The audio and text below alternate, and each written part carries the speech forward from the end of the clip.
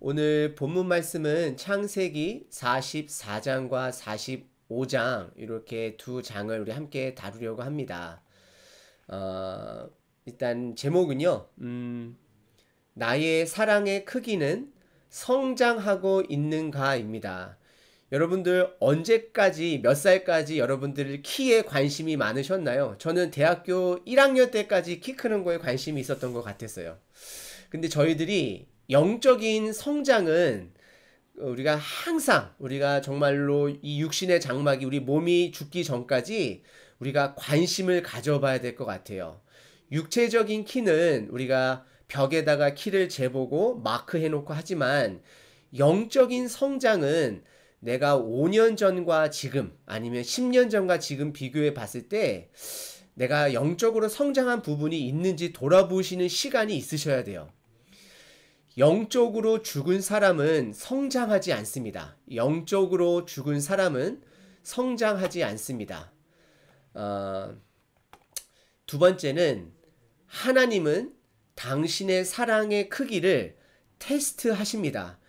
여러분들 하나님께서 날마다 테스트하시지는 않겠지만 구약 성경의 성경 인물들을 자세히 다 살펴보시면 하나님께서 그들의 사랑의 크기를 그들의 믿음의 크기를 확인하시고 테스트하시는 때가 있습니다.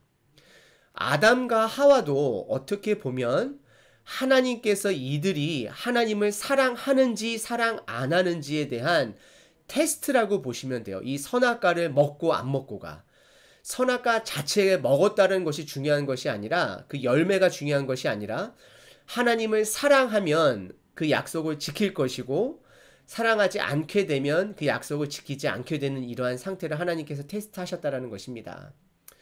그리고 여러분들 요 사진은 무엇일까요? 그쵸? 여러분들 예상하셨던 대로 하나님께서 아브라함의 삶에서도 매 순간 시험을 하셨는데 여러분들 하나님이 아브라함을 여러 번 시험을 하셨어요. 근데 많은 시험들을 통과를 못했어요. 근데 마지막 정말로 우리가 믿음으로 바라보지 않고는 이해하기 힘든 이 자식 이삭을 바치는 시험을 통과를 했습니다.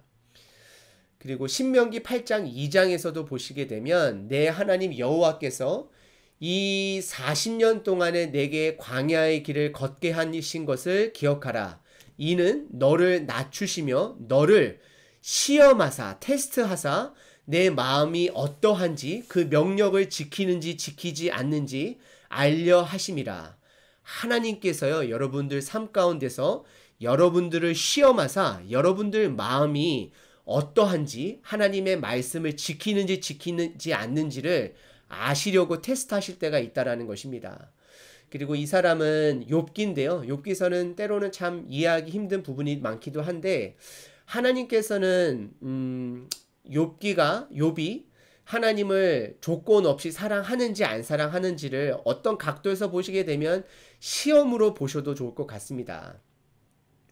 그리고 데살로니가 전서 2장 4절에서도 보시게 되면 오직 하나님께 옳게 여기심을 입어 복음을 위탁받았으니 우리가 이와 같이 말함은 사람을 기쁘게 하려 함이 아니요 오직 우리 마음을 감찰하시는 하나님을 영어로는요 test our heart라 해가지고 기쁘게 하려 하심이라. 이 감찰하다는 뜻이 테스트라는 뜻으로서 우리가 하나님께서 우리의 마음을 테스트한다라고 말하고 있습니다. 시편 7편 9절에서도 악인의 악을 끊고 의인을 세우소서. 의로우신 하나님이 사람의 마음과 양심을 감찰, 테스트한다라고 말하고 계십니다. 그리고 베드로전서 2장 12절에서도요.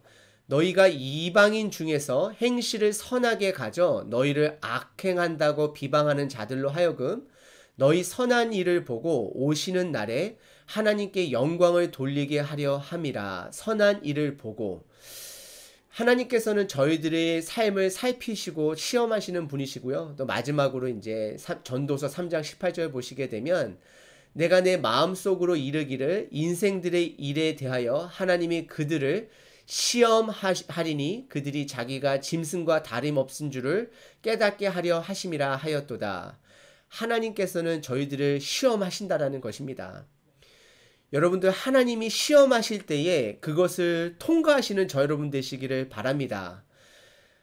지난 본문에서는 43장에 총리가 된 요셉이 그 자기의 동생이자 또 형들의 막내 동생인 베냐민을 데리고 오게 하죠. 근데 그 아버지 야곱이 절대 못 보낸다라고 했는데 그 넷째 아들 유다가 아버지를 설득하여서 아버지 저 아이를 보십시오. 그 아이라는 단어가 이제는 장성하여서 장가갈 만한 된 나이고 이제 아버지도 정신 차리고 아버지 모습을 봐야 됩니다라고 유다가 이렇게 간접적으로 권면을 하죠. 그죠? 그래서 나중에 야곱도 그 아이가 죽으면 죽으리로다. 이제는 더 이상 그 자식들에게 블레임하지도 않아요. 그러면서 인정을 하고 그러면서 이제 베냐민을 보내게 되고 그 형들과 베냐민이 요셉과 함께 성찬식을 하죠. 거대한 음식을 나누죠. 그래서 43장 마지막 34절에 요셉이 자기 음식을 그들에게 주되 베냐민에게는 다른 사람보다 5배를 주매 그들이 마시며 요셉과 함께 즐거워하였다라고 43장을 맞추고 있습니다. 44장서부터는 하나님께서 요셉을 통하여 형들을 테스트하십니다. 2절에 보시게 되면 그 만찬을 마치고 나서 이제 형들이 베냐민과 함께 집으로 돌아가기만 하면 돼요. 이제 기쁜 일만 남았어요. 그런데 요셉이 그 만찬이 끝났으면 참 좋았을 텐데 또 내 잔, 곧 은잔을 그 청년의 자루에, 그 청년이라고 하는 것은 베냐민이에요. 가장 어린 자를 말하는 단어인데요. 아귀에 넣고 그 양식, 값, 돈도 함께 넣으라 하매 그가 요셉의 명령대로 하고 청지기가 그의 명령대로 이렇게 하는 것을 보게 됩니다. 그런데 성경에서 오늘 특별히 창세기에서도 은이라는 것은 사건의 매개체로 사용하고 있어요. 하나님께서 그것을 통하여서 역사하고 있다라는 걸 이야기하고 있어요. 그래서 오늘 요셉이 실버 은 잔을 넣었지만 하나님이 시험하신다라고 보시면 돼요. 첫 번째는 요셉이 처음으로 노예를 팔려갈 때에 은 20냥이 팔렸잖아요. 하나님의 섭리가 있다라는 것이에요. 그 다음에 두 번째는 형들을 시험하는 은잔 또한도 하나님의 시험이고 하나님의 섭리가 있다라는 것이에요. 그리고 우리 신약 시대에 와서 예수님의 삶 가운데서도 가룟 유다가 예수님을 팔 때 받은 은 30냥 또한도 이러한 의미가 있지 않나라고 한번 생각해 보게 됩니다.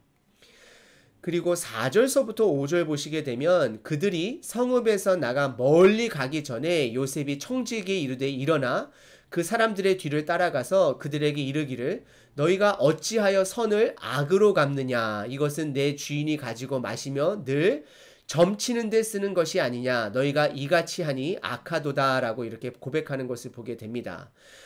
요셉이 그들이 멀리 가기 전에 청지기를 보내서 형들을 멈추게 되고 너희가 어찌하여 선을 악으로 갚느냐 그러면서 요셉이 점치는 데 쓰이는 것을 너희들이 가지고 있다라고 이야기를 해요. 근데 그것이 이제 은잔이긴 한데 실제적으로 요셉이 이것을 가지고 점친 것은 아니에요. 그냥 이것을 통하여서 형들을 하나님 섭리 가운데 어려움 가운데 테스트하기 위해서 하는 거라서 이렇게 은잔이라는 것을 사용하는 것이고 그 당시에 많은 이집트 사람들이 은잔 안에다가 물이랑 기름이랑 섞어서 기름의 모양을 보고서 점을 치는 것이 되게 굉장히 유행이었어요. 그래서 저는 개인적으로 어렸을 때 여러분들 보시게 되면 가위바위보를 하실 때 두 손을 꼭 짜고서 햇빛 가운데 이렇게 햇빛의 모양이라든지 아니면은 여러분들 제가 모양은 지금 보여드릴 수 없지만 손등을 주름을 잡혀가지고 이렇게 하는 그런 것 같아요.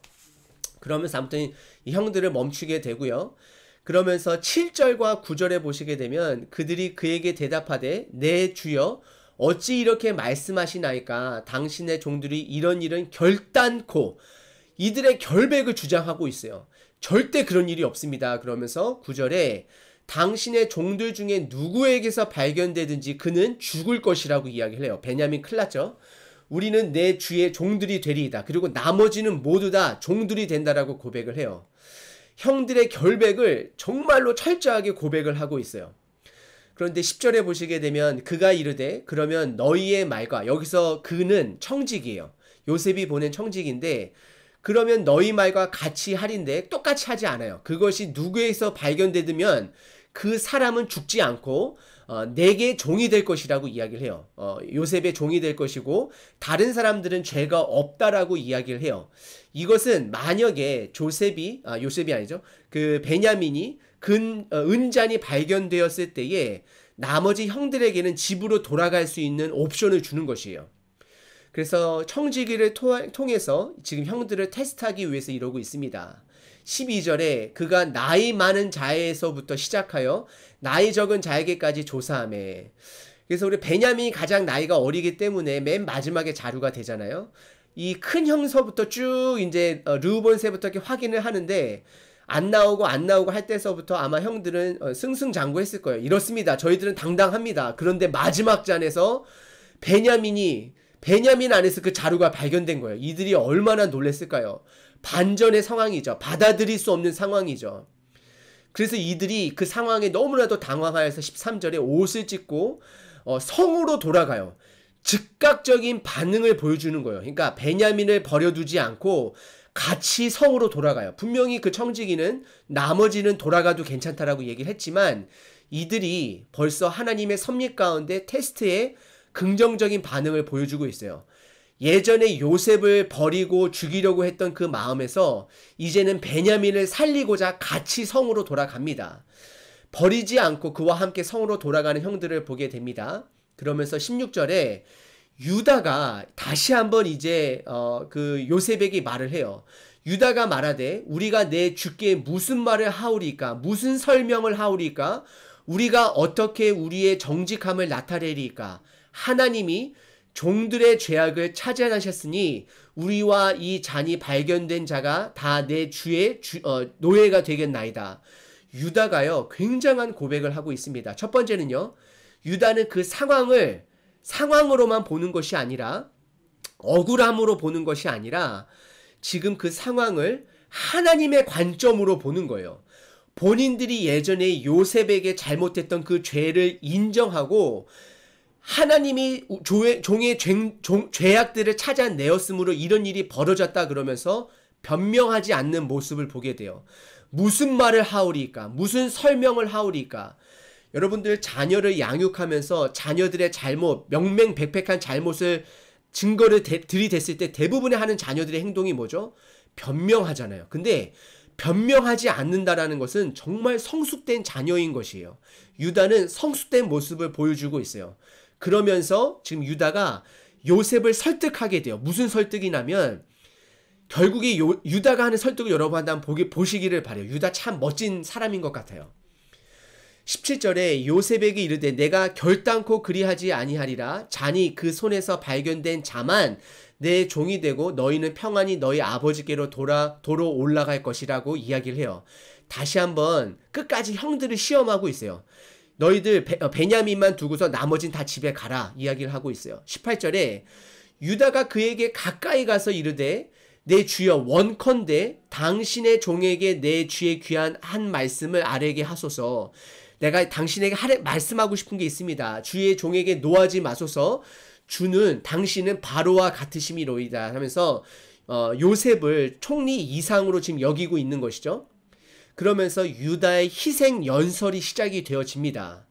19절에요. 이전에 내 주께서 종들에게 물으시되 너희들의 가족이 몇몇이니 물어봤을 때에 가족 이야기를 했다라고 이야기를 해요. 그러면서 20절에 우리가 내 주께 아뢰되 우리에게 아버지가 있다라고 이야기를 하고 그 아버지가 노인이고 노년에 얻은 아들 청년이 있으니 그의 형은 죽고 바로 요셉을 이야기하는 거죠. 그의 어머니가 담긴 것은 그뿐이므로 그의 아버지가 그를 사랑한 아이다라고 이야기를 해요. 그래서 아버지 야곱이 그 베냐민만을 사랑한다라고 이야기를 해요. 야곱의 편에 하지만 유다의 사랑을 유다가 이 아버지 야곱을 품는 것을 보게 돼요. 그러면서 22절에 우리가 내 주께 말씀하기를 그 아이는 그의 아버지를 떠나지 못할지니 떠나면 그의 아버지가 죽겠나이다. 유다가 아버지를 사랑하는 마음을 표현하면서 아버지 야곱의 그 편애를 품고 있어요.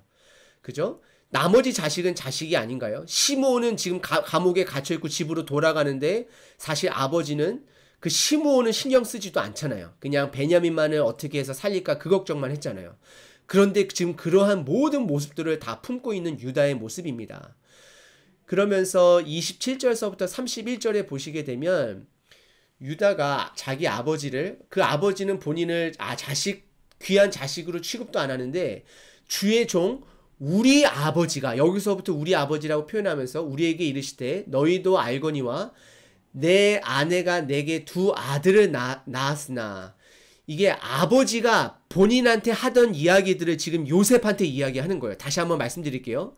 지금 유다가 평상시 아버지 야곱이 본인들에게 했던 이야기를 지금 요셉에게 이야기하는 거예요. 우리에게 이르되 너희도 알거니와, 야곱이 얘기하는 거죠. 내 아내가, 이 아내는 라헬을 이야기하는 거예요. 다른 3명의 아내를 이야기하고 있지는 않아요. 내게 두 아들을 낳았으니, 나머지 아들은 아들 취급도 안 하는 거예요. 그러면서 28절에 하나는 내게서 나갔으므로 내가 말하기를 틀림없이 찢겨 죽였다 하고, 내가 지금까지 그를 보지 못하였거늘 너희가 이 아이도 내게서 데려가 가려 하니 만일 재해가 그 몸에 미치면 나의 흰 머리를 슬퍼하며 스올로 내려가게 하리라 하리니.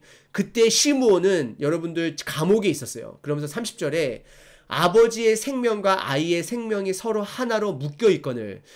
이 야곱의 편애를 이 유다는 아름답게 표현하고 있어요. 이제 내가 주의 종으로 아버지께 돌아갈 때에 이 유다가 담보가 되어졌다라고 이렇게 이야기를 하면서 데려가지 않으면 이 아버지는 죽을 거다라고 이야기를 해요.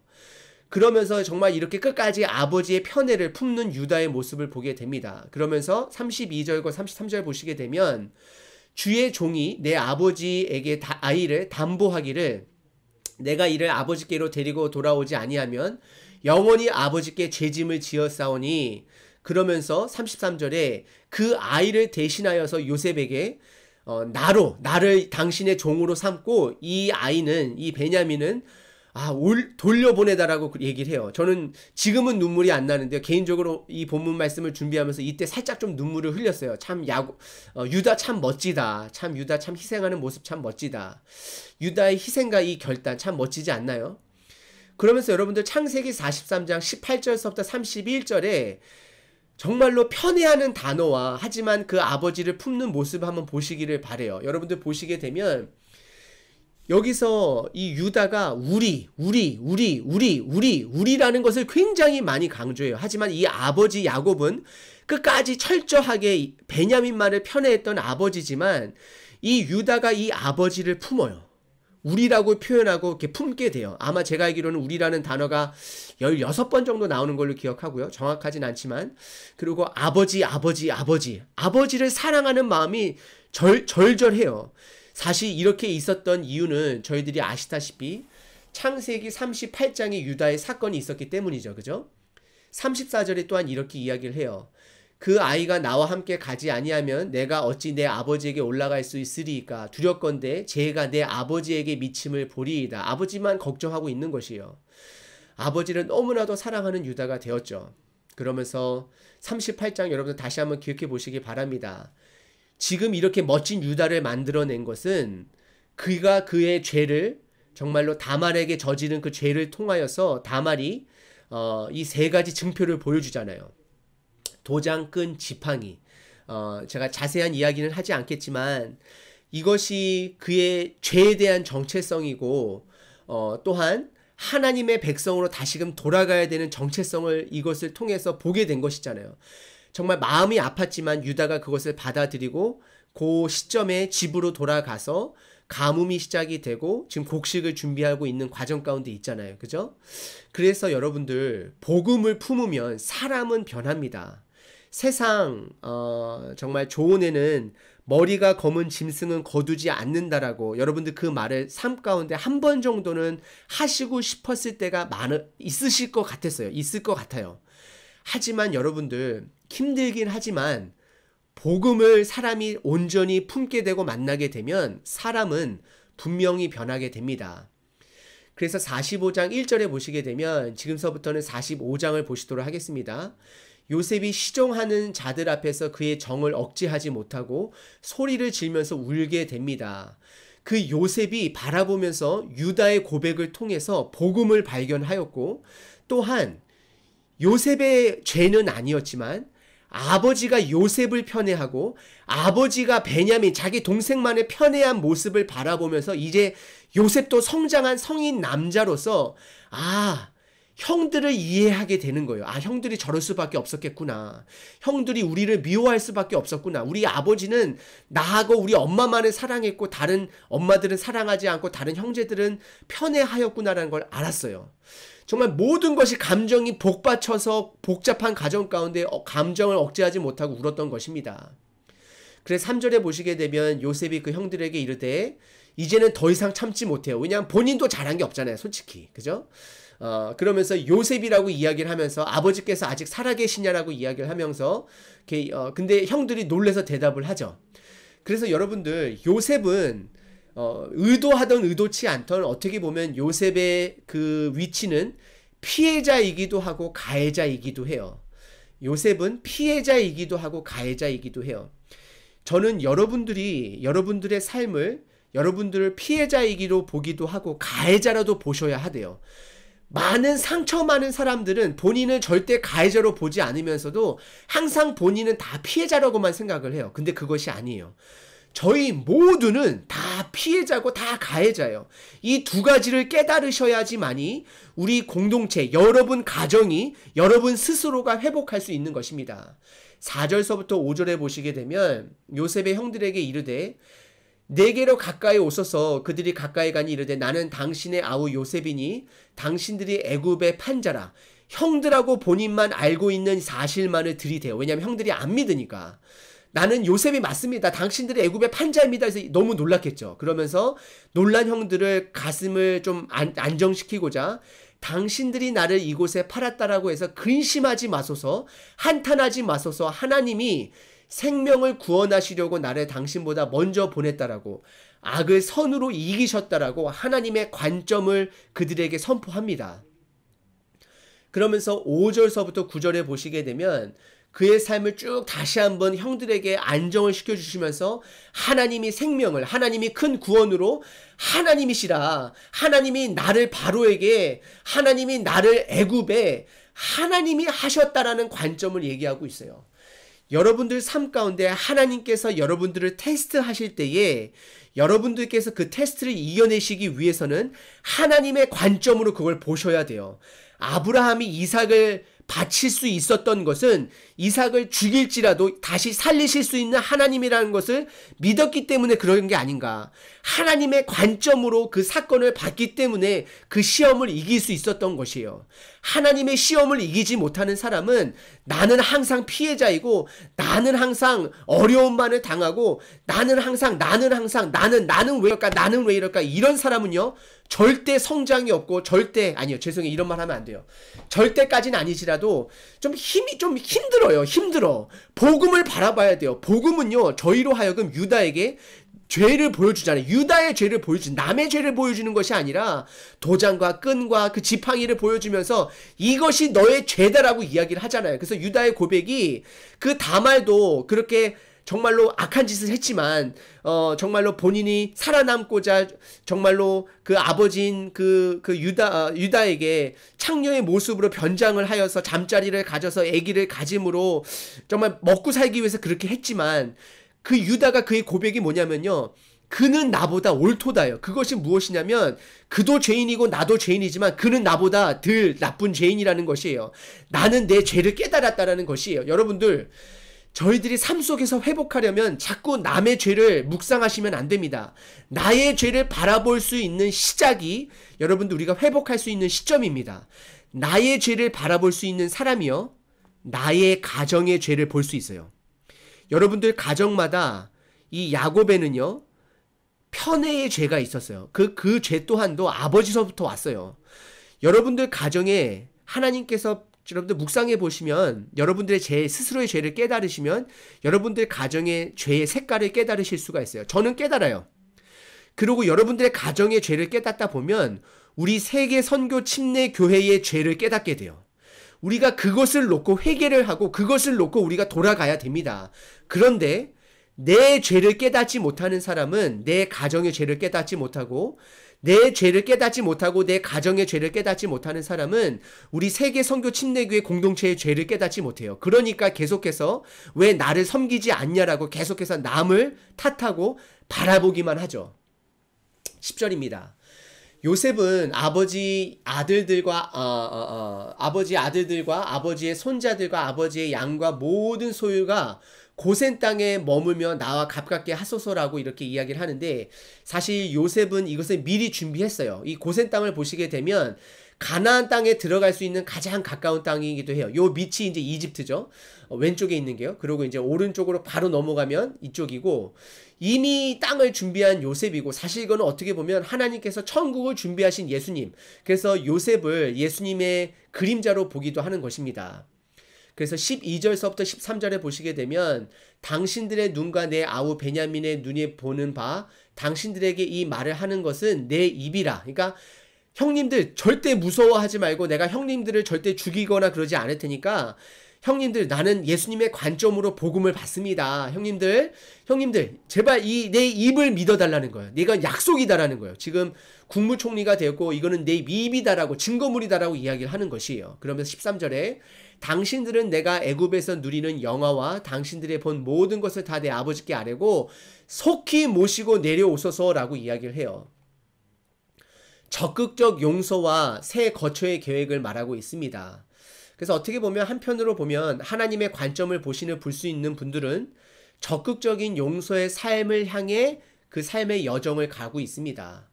그래서 17절과 19절에 보시게 되면 바로는 요셉에게 이르되 내 형들에게 명령하기를 너희는 이렇게 하여 너희 양식을 싣고 가서 가나안 땅에 이르거든 이제는 명령을 받았으니 이렇게 하라. 제가 강조하고 싶은 것이 무엇이냐면요, 요셉이 바로에게 이야기를 했을 때 바로가 사랑하는 요셉에게, 자기에게 복을 주는 요셉에게 너는 이렇게 하고 이렇게 하라라고 이야기를 해요. 근데 여러분들 기억하시나요? 바로가 두 번 꿈을 꾸었을 때 요셉이 두 번 꿈을 꾸었다라는 그것은 이유는 하나님께서 계획하셨다라고 이야기를 하는 것이잖아요.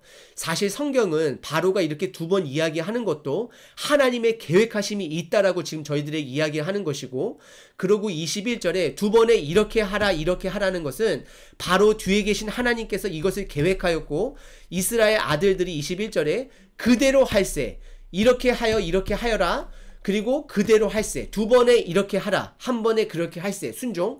이것은 하나님의 계획과 이들이 순종함으로 그것을 받아들였다라는 것입니다. 그래서 24절에 요셉은 형들에게 이렇게 마지막으로 얘기를 해요. 제발 길 가는 데 있어서 다투지 말라라고 이야기를 해요. 형님들, 누가 먼저 요셉을 버리자고 하고 죽이자고 해서 그런 것으로 다투지 말라고 해요. 과거의 일로 다투지 말라라고 정말 신신당부를 해요. 제발 다투지 말아라. 우리는 피해자임과 동시에 가해자이다라는 걸 여러분들 기억하셔야 돼요. 그래서 형들에게도 이것을 이야기하는 거예요. 형들, 요셉은 형들이 그동안 아버지로부터 받았던 그 편의 사랑, 얼마나 마음 아팠는지도 요셉은 깨달았던 것이에요. 그리고 27절에 아버지가 그 술의 증거를 보고서 기운을 소생을 해요. 아버지 야곱도 믿지 않았어요. 요셉이 죽었다라고 생각을 했는데 그 요셉이 보낸 수레를 통해서 아무튼 소생했다라고 이야기를 해요. 증거를 통해서. 그리고 우리는 이제 우리에게 증거는 있어서 성경의 말씀이 증거고 말씀이 힘이 있다라는 것입니다. 그러면 여러분들 마지막 저희들이 본문 44장과 45장 요점 정리를 할 텐데요. 첫 번째는 나의 사랑의 크기는 성장하고 있는가를 여러분들 어렸을 때 키가 성장하는 것을 궁금해하는 것처럼 점검해 보셔야 돼요. 그리고 두 번째는 하나님은 당신의 사랑을 테스트합니다. 여러분들 이것을 인지하셔야 돼요. 그리고 세 번째는 하나님의 관점을 나는 가지고 있는가? 하나님의 관점으로 그 테스트 아니면 하나님의 관점으로 살아가고 있는가? 네 번째는 남 38장 전의 유다인가? 아니면 이후의 유다인가? 38장 전의 유다는 방황하는 유다이죠. 하지만 38장 이후의 유다는 분명한 정체성을 가지고 살아가는 유다입니다. 그리고 5절에 보시게 되면 아까 저희들이 본문에 나와 있던 수많은 우리 그 유다가 고백했던 그 우리 그 유다의 우리의 사이즈는요, 사랑하는 품는 사이즈예요. 우리 유다는 아버지를 품었어요. 여러분들의 그 우리의 사이즈가 어떻게 되시나요? 지금 현재 여러분들 그 우리의 사이즈를 한번 스몰 그룹 시간대에 조금씩 한번 나눠보시면 좋을 것 같아요. 5년 전과 비교해 봤을 때. 그리고 6번, 나는 피해자임과 동시에 가해자인 것을 여러분들 인지하셔야 돼요. 나는 무조건 피해자이다. 이렇게 생각하시면 여러분들 약간 고민해 보셔야 돼요. 7번째, 복음은 나를 변하게 합니다. 여러분들 진정으로 복음을 만나게 되면 유다가 변한 것처럼 복음은 여러분들을 변하게 합니다. 하지만 유다 또한도 22년이라는 시간이 걸렸습니다. 또 8번째, 복음에는 힘이 있습니다. 요셉이 아버지에게 그 증거물로 마차를 보내잖아요. 어떤 그런 하나님의 계획의 증거, 복음에는 그 힘을 있습니다. 그래서 야곱이 그 마차를 보고 힘을 내는 것처럼 저희들이 말씀 안에는 힘이 있다라는 것입니다. 우리 에젤은